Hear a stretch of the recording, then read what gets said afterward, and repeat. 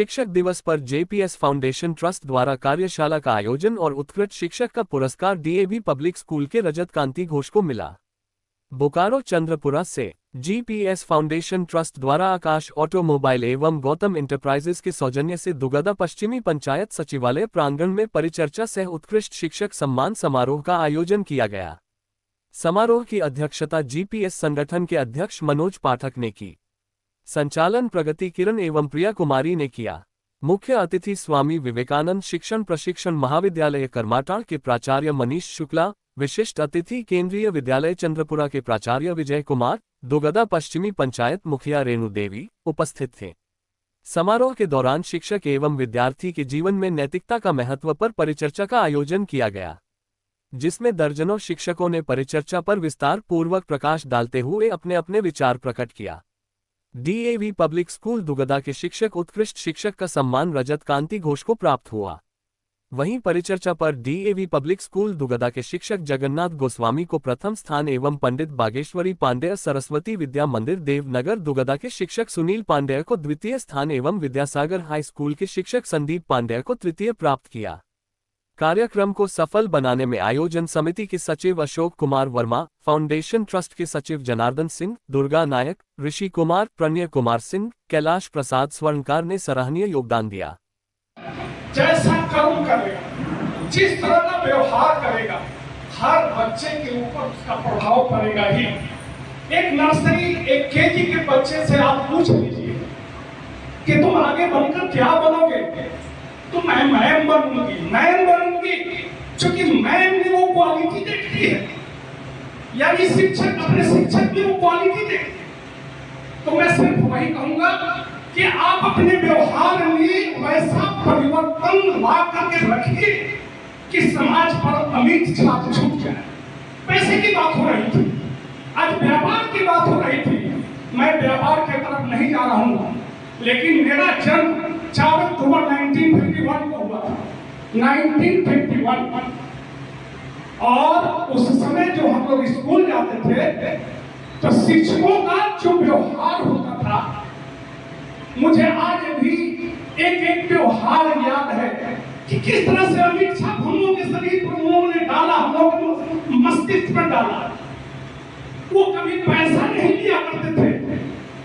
जब भी हम लोगों को कोई प्रॉब्लम होता था, जाते थे गुरु जी के पास और वो सॉल्व करते थे। तुम आ जाओ, जब भी तुमको समझ लीजिए हमारे पास समय है। तो वो समय चला गया। अब ये जो आर्थिक युग आ गया है, जहां हम लोग सब कोई पैसे की तरफ दौड़ रहे हैं, मैं उसकी तरफ नहीं जाना चाहता। मैं एक शब्द और कहना चाहूंगा। कृष्ण बिहारी नूर एक शायर थे। कृष्ण बिहारी नूर, उन्होंने एक शायरी जो कहा था, मैं उसका पंक्ति उद्धृत कर रहा हूं कि मंजिल का पता पूछने आते हैं मुसाफिर, मंजिल का पता पूछने आते हैं मुसाफिर, हम संगे हिदायत है जो मुद्दत से गए हुए हैं। संगे हिदायत का अर्थ आप लोग शायद जानते हैं या नहीं जानते। संगे हिदायत बोलते हैं माइल स्टोन को हर चौराहे पर गड़ा होता है। हर चौराहे पर कि पटना यहाँ से इतना किलोमीटर, दिल्ली यहाँ से इतना किलोमीटर। शिक्षक का व्यवहार वैसा ही होना चाहिए कि वो एक हर भटके हुए व्यक्ति का मंजिल बतावे कि कहाँ हमको पहुंचना है। यही शिक्षक का व्यवहार होना चाहिए। और छात्र और शिक्षक का जहाँ दायित्व और ये नैतिकता की बात है, नीति जो है ना, तो शब्दों को मिलकर शिक्षक जो है परिस्थिति बस नहीं बनना है, आपका चॉइस होना चाहिए। और ये मैं इसका स्वागत करता हूँ। ऐसे शिक्षक अगर समाज में आएंगे, उनकी नैतिकता में प्रकाशता होगी, क्योंकि वो शिक्षा देने के उद्देश्य से आएंगे, नैतिकता बढ़ाने के उद्देश्य से आएंगे, राष्ट्रभक्ति के भाव से आएंगे और समाज को जोड़ने के लिए, बच्चों के अंदर गुण बढ़ाने के लिए आएंगे।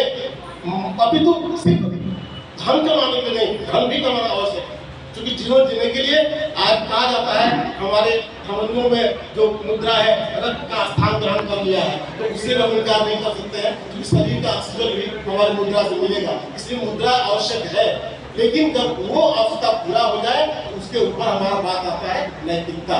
और इसी नैतिकता के बल पर हम राष्ट्र में अपने राष्ट्र निर्माण कर सकते हैं। और भैया बहनों और जो हमारे विद्यार्थी जीवन में हम लोग आपके माध्यम से पाते हैं वो अनुसरण करते हैं। और आज मैं थोड़ा असहज फील कर रहा था कि चूंकि जिस कुर्सी पर मुझे बैठा दिया गया था, आप महान शिक्षकों के बीच में मैं निर्णय लेने बैठा था, इसलिए मैं तो दायित्व का निर्वहन जरूर कर रहा था, लेकिन इसके लिए मैं क्षमा प्रार्थी हूँ। इसमें कोई त्रुटि हुई हो तो क्षमा करेंगे, क्योंकि मैं हकदार नहीं हूँ कि आपका निर्णय मैं कर सकूँ, क्योंकि मैं भी विद्यार्थी रहा।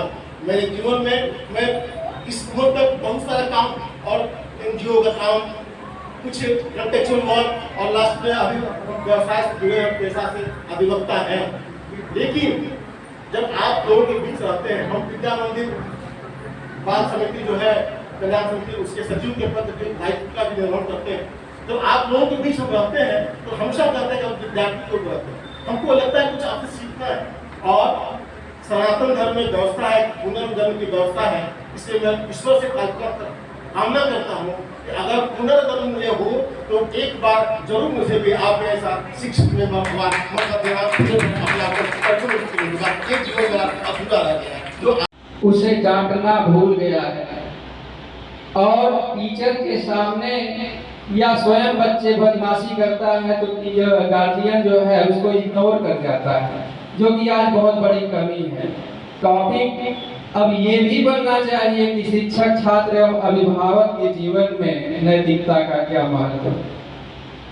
अब इन्हीं सब शब्दों के साथ मैं अपनी वाणी को विराम देता हूँ, लेकिन चलते चलते छोटी सी शायरी जरूर पेश करता हूँ। आधियों में निशा की दीप जलना जिंदगी है, पत्थरों को तोड़ निर्झर का निकलना जिंदगी है। सोचता हूँ पल दो पल छाया तले विश्राम कर लूं, किंतु यही मन कह रहा दिन रात चलना जिंदगी है, दिन रात चलना जिंदगी है। बहुत बहुत धन्यवाद।